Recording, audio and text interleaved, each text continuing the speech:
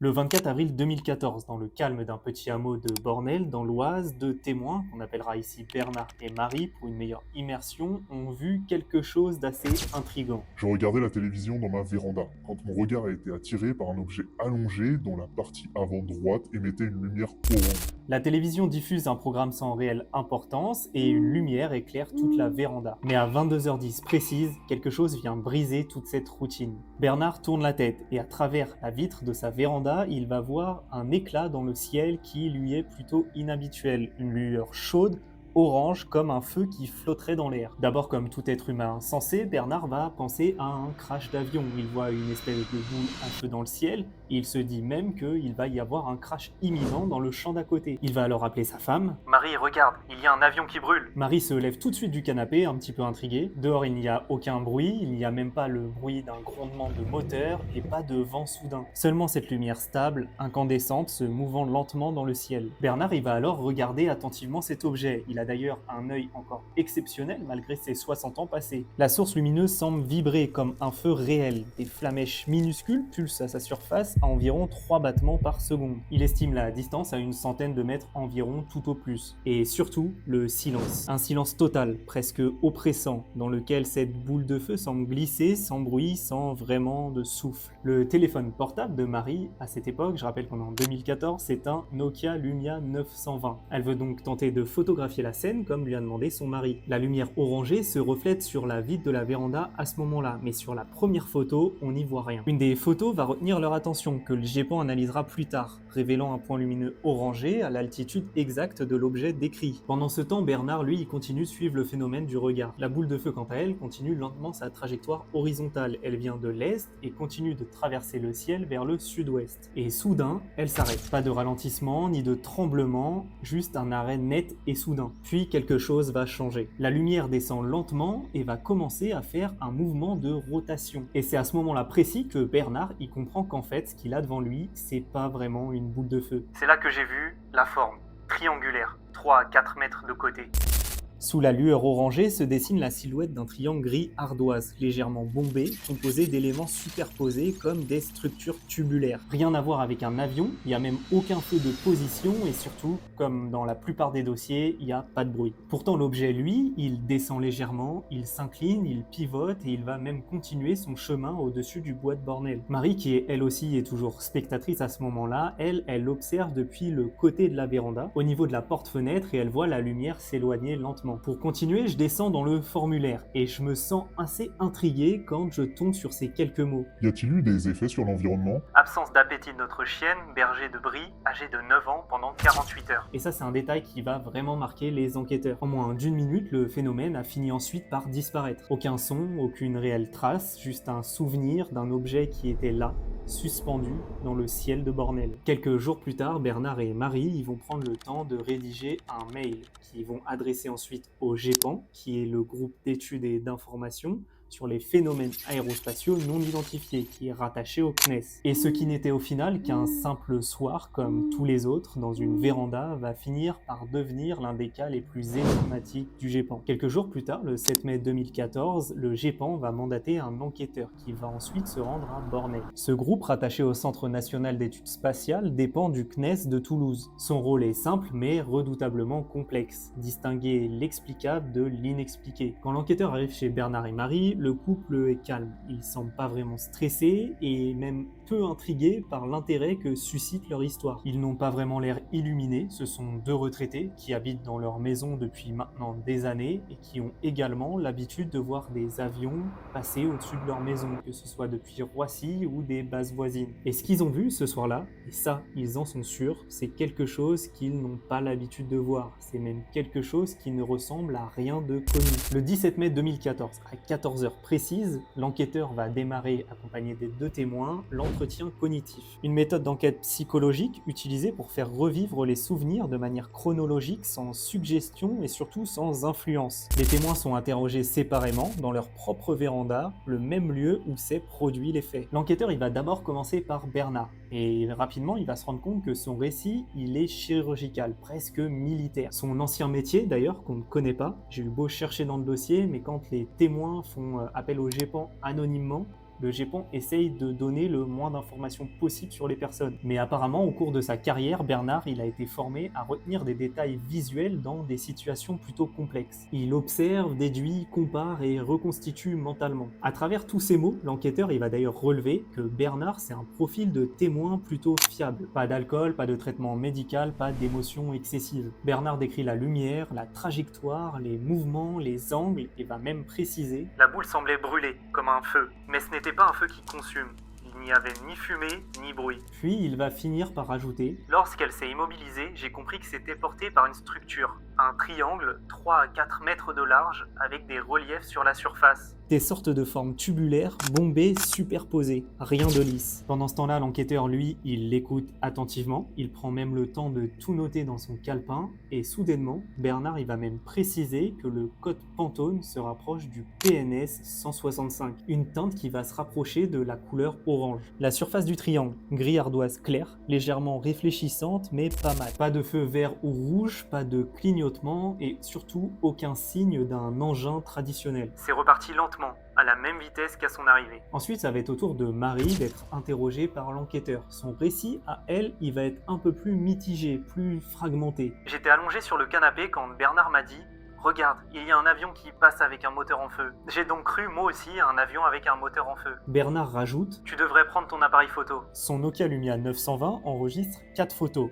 et seulement 3 seront exploitables. La première photo que tente de prendre Marie, elle est floue. Parce que Marie, elle avait pas désactivé le flash. Et avec la baie vitrée, ça a reflété la lumière, et la photo est inexploitable. Par contre, la deuxième photo, elle, on voit que Marie, quand elle l'a pris, elle a légèrement bougé, mais on y distingue une petite lumière orangée comme décrit par Bernard. Et les 2 dernières photos, elles vont rien montrer, parce que en fait, le pan était déjà parti quand Marie pensait le prendre en photo. L'enquêteur, il a analysé les dossiers EXIF, j'espère que ça se dit comme ça. La première photo, elle a été prise à 22h26 et 17 secondes, et la dernière à 22h27 et 3 secondes, soit une séquence totale de 46 secondes. Et l'heure réelle, corrigée du décalage interne du téléphone, confirmera donc que le phénomène a bien commencé à partir de 22h26. Après les différents entretiens, l'enquêteur, il a une autre technique. Il aime bien faire rejouer la scène aux différents témoins en se rapprochant au maximum des conditions qui ont eu lieu pendant l'observation. Même position, même mobilier, même éclairage, même heure. Il rejoue les gestes, Bernard se lève, contourne le poteau, Marie ouvre la porte-fenêtre,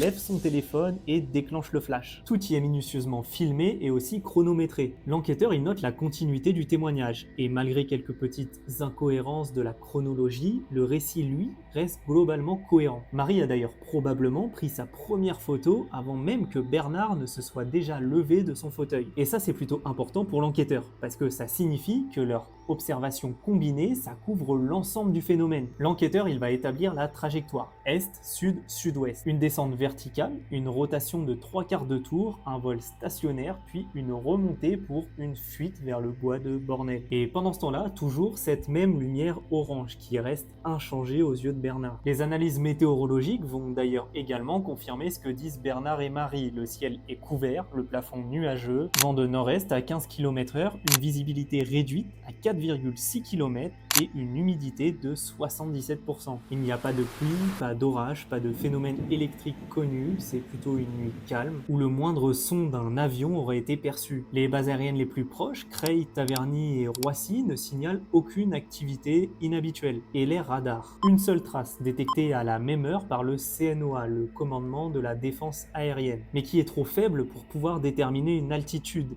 Il n'y a pas d'IFF, pas de transpondeur, ni militaire, ni commercial. C'est un objet non identifié volant probablement à basse altitude. Pendant que l'enquêteur est avec Bernard et Marie, ceux-ci vont d'ailleurs revenir sur un point important à propos de leur chienne. Leur berger de Brie, qui est quand même âgé de 9 ans, est resté impassible devant l'observation. Mais dans les jours suivants, elle refuse de manger, elle perd ses poils et elle développe une plaque d'eczéma qui durera plus d'une semaine. Le vétérinaire consulté n'explique pas clairement le phénomène. Le GEPAN notera ce phénomène comme corrélation anecdotique mais significative.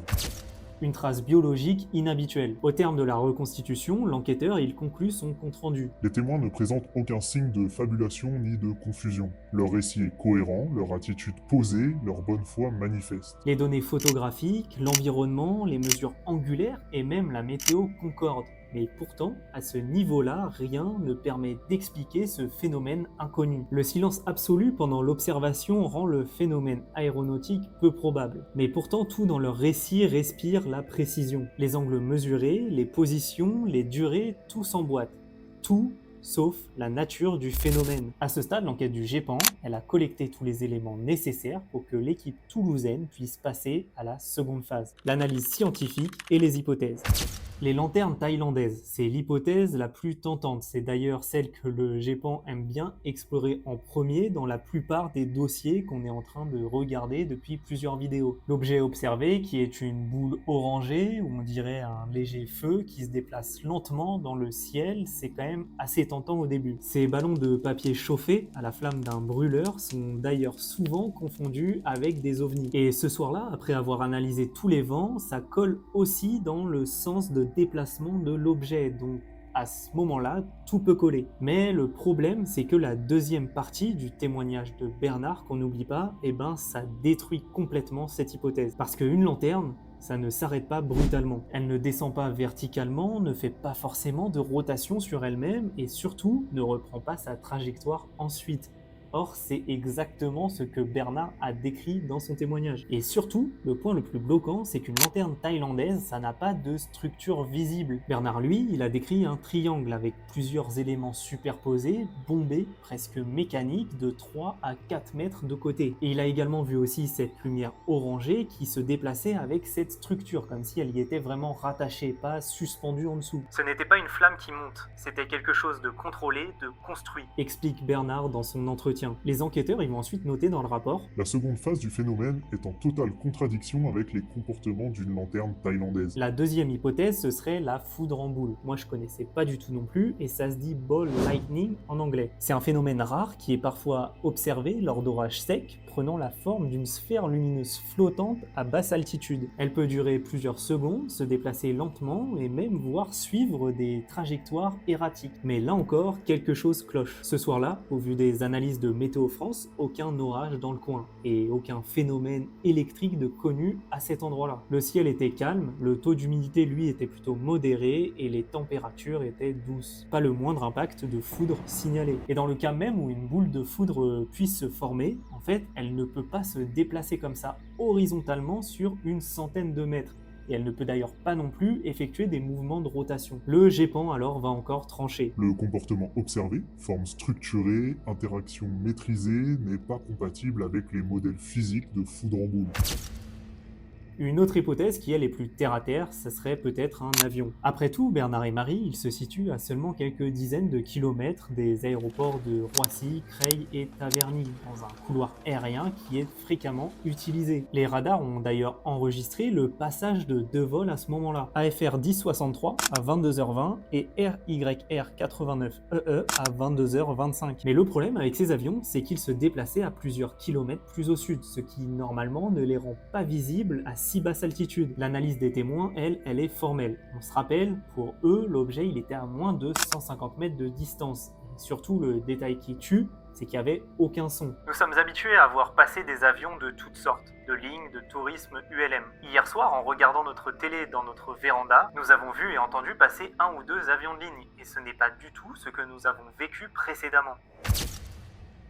Les enquêteurs y vont alors encore noter: Les conditions atmosphériques, ciel bas, air calme, auraient amplifié le bruit d'un aéronef. L'absence totale de son exclut cette hypothèse. Il reste alors l'hypothèse des drones. Et à cette époque, les drones, ils commencent vraiment à se démocratiser dans la France et dans le monde entier. Il y a même certains modèles à ce moment-là qui sont équipés de diodes lumineuses. Donc un drone triangulaire, silencieux et une lumière puissante. Sur le papier, ça semble plausible. Et rapidement, les enquêteurs, ils vont se rendre compte qu'à cette époque-là, il n'y a aucun drone grand public qui est capable de rester en vol stationnaire, stable aussi longtemps, là on parle d'environ 60 secondes, à un peu moins de 150 mètres de distance, aussi silencieux et surtout avec une lumière orangée à l'avant directionnelle. Et aussi surtout la complexité de la forme qu'a vu Bernard. On se rappelle qu'il a vu un triangle de 3 à 4 mètres avec plusieurs couche d'éléments superposés, un petit peu bombés, qui n'a rien à voir avec une coque de drone, Ça ressemblait à la surface d'un vaisseau dans Star Wars. a-t-il dit à l'enquêteur. Et franchement,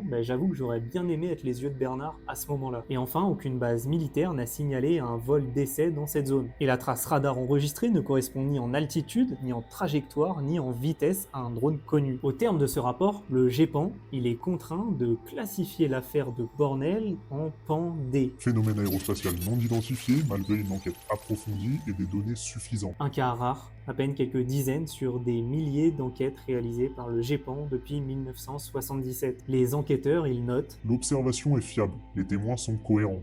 Le niveau de consistance permet de valider un caractère à ce stade inexpliqué à cette observation. pour Bernard et Marie, l'affaire ne cesse pas là. Ils ont continué, tous les soirs, à regarder le ciel avec un mélange de prudence et de fascination. Nous sommes soixantenaires et c'est la première fois que nous sommes confrontés à ce genre de phénomène. Évidemment, si une explication rationnelle ou non pouvait nous être fournie, nous en serions ravis. Ce triangle silencieux, apparu dans la nuit d'avril, a laissé derrière lui un vide. Pas seulement dans le ciel, mais dans la compréhension même de ce que nous pensons connaître. Les deux témoins ne se contredisent jamais sur les faits essentiels. Ils ont vu une lumière orange se déplaçant lentement, silencieusement, avec des mouvements impossibles. Mais certains détails, la chronologie, la position exacte, la perception des distances divergent légèrement. Marie, par exemple, elle est persuadée que sa première photo, elle montrait bien l'objet qui passait derrière le lampadaire. L'analyse technique, elle, montre le contraire. Le pan se situait beaucoup plus à gauche, au-dessus des arbres. Une simple erreur de mémoire sans doute. Mais dans une enquête, où chaque seconde compte, ça change tout, Je suis certaine qu'il était à côté du lampadaire. dira Marie. L'enquêteur, lui écrira Les faits démontrent que la perception temporelle de T2 est altérée par la gestion de l'appareil photo. une confusion réelle mais naturelle qui révèle une vérité plutôt troublante. Plus le phénomène est extraordinaire, plus la mémoire humaine se dérègle. Et de son côté, Bernard, lui, il est inébranlable. Il a même d'ailleurs choqué les enquêteurs tellement son récit, il est précis, et quand ils ont vérifié les éléments après, les différents angles, les mesures, tout concorde parfaitement, presque au degré près. Et sa femme, je vois même qu'elle a mentionné dans le rapport. J'ai plus confiance en ce que mon mari aurait pu me raconter que dans ce que moi j'aurais pu voir. Et dans les éléments qui me restent, je sais pas toi, mais ce qui me trouble, c'est aussi l'histoire de leur chienne, qui n'a pas mangé pendant 48 heures après l'événement. Malgré le fait que pendant l'observation, elle n'a pas vraiment réagi, elle a quand même aussi après perdu des plaques de poids, l'effet de l'eczéma. Alors comme ça, on pourrait se dire, ouais, c'est une coïncidence, mais personnellement, je trouve que le hasard, sur ce coup-là, il tombe assez mal. Et surtout 3 jours après qu'un couple de soixantenaires, plutôt crédible, ait observé quelque chose d'étrange dans leur jardin. La chienne n'a pas eu de réaction pendant l'observation. Par contre, elle n'a pas mangé pendant les 3 jours suivants et a fait une grosse plaque de pelade avec de l'eczéma. Ce problème de peau a duré pendant 8 jours. Le GEPAN, lui, il n'ira pas plus loin. Il s'agit d'un phénomène périphérique qui ne peut pas vraiment être vérifié, et honnêtement, on les comprend. Mais dans un dossier où tout repose sur une cohérence des faits, ce genre d'anomalie biologique ajoute une touche d'étrangeté presque organique à cet événement. Un autre détail obsède les enquêteurs. Pendant toute l'observation, Bernard, il a dit voir une lumière orangée. Mais cette lumière, elle restait visible, même quand l'objet, il faisait des manœuvres de rotation, ou même quand il passait derrière des arbres. Normalement, si cette lumière, elle venait d'une surface plane ou d'un moteur, elle aurait dû à certains moments se masquer en quelque sorte. Mais pourtant, ici, non, Elle restait visible comme si elle traversait la matière. dira Bernard au cours de son entretien cognitif. L'enquêteur va donc mentionner dans son rapport Pendant toute l'observation, la boule orange incandescente est restée bien visible, alors qu'on se serait attendu à ce qu'elle se trouve, à certains moments, masquée par le bord d'attaque du triangle. une lumière donc qui ne s'éteint jamais, qui n'éblouit pas et qui ne projette aucune ombre. Et ça, c'est une lumière qui ne se comporte pas comme une lumière. Et enfin, il y a ce silence absolu qui revient quasiment dans tous les dossiers. Pourtant, si à cette distance c'était un avion ou un drone ou que sais-je, on aurait quand même dû entendre au moins une vibration ou le bruit d'un moteur, d'une hélice. C'est vrai que la télévision à côté, elle était allumée, mais ça reste anecdotique. Il le dit lui-même dans le rapport, Bernard, c'est que le son était très faible. Ces quelques incohérences de Marie ne font pas du cas de Bornel un canular. Au contraire, je trouve même qu'elles les rendent encore plus crédibles, plus humains. Elle rappelle que nos sens, aussi aiguisés soient-ils, ne sont pas des instruments de mesure. Ils traduisent le réel, mais parfois le réinventent. L'enquêteur du GEPAN, il conclut sobrement. Le niveau de consistance permet de valider un caractère à ce stade inexpliqué à cette observation. Et si toutes ces incohérences, qui étaient loin d'être des erreurs, étaient des traces d'un phénomène qui dépasse notre cadre d'interprétation? Quelque chose d'aérien, mais pas vraiment aéronautique. La science, ce soir-là, s'est heurtée à ses propres limites. Et Bornel est resté Bornel, un lieu ordinaire marqué par un événement extraordinaire. Le GEPAN, depuis sa création en 1977, il ne chasse pas les extraterrestres, mais ils essayent d'apporter des analyses scientifiques sur des phénomènes que des témoins disent avoir vus. Son rôle n'est pas de croire, mais de comprendre. Et le cas de Bornel, malgré son étrangeté, est l'exemple parfait de ce que la méthode scientifique sait faire de mieux: observer sans trancher. Les enquêteurs, ils ont tout vérifié, les radars, la météo, les bases de données, le trafic aérien. Ils ont rencontré les témoins, les ont écoutés, les ont confrontés à leurs propres souvenirs. Et pourtant, à la fin de ce rapport, tout en bas et au terme de ce travail méticuleux, il ne reste qu'un seul mot: inexpliqué. Et dans le langage du CNES, on classe ça D1, qui veut dire phénomène aérospatial non identifié. Au fond, le cas de Bornel, c'est peut-être pas un mystère scientifique, mais peut-être un mystère humain. La preuve que nos outils, nos radars, nos caméras ne suffisent pas toujours à saisir le réel, que certaines expériences se situent parfois à la frontière entre le visible et les croyances. Le GEPAN, lui, ne conclut jamais à l'extraordinaire, mais il reconnaît l'inexplicable. Et quelque part, je sais pas toi, mais je trouve ça encore plus fort. Parce qu'admettre qu'on ne sait pas, c'est peut-être reconnaître que notre monde est encore vaste et encore plein de points d'interrogation. Nous ne fermons notre esprit à rien, car nous ne savons rien. Encore merci de m'avoir écouté. Tout ce dossier, il m'a pris encore énormément de temps. C'est assez long, il était bien chargé, il y avait beaucoup de choses à lire. Si d'ailleurs toi aussi tu veux te faire ta propre enquête, je te mets tout le dossier en description. Si cette vidéo t'a plu, n'hésite pas à liker et aussi mettre un commentaire. Je les lis tous et c'est super intéressant d'avoir vos retours. Tout ça aussi, c'est ce qui me permet de prendre le temps et de continuer de vous proposer des vidéos. On en est à la 4e et franchement, je suis super content. Vous êtes de plus en plus nombreux, alors un grand merci. C'était Olkonos et moi je te dis à la prochaine.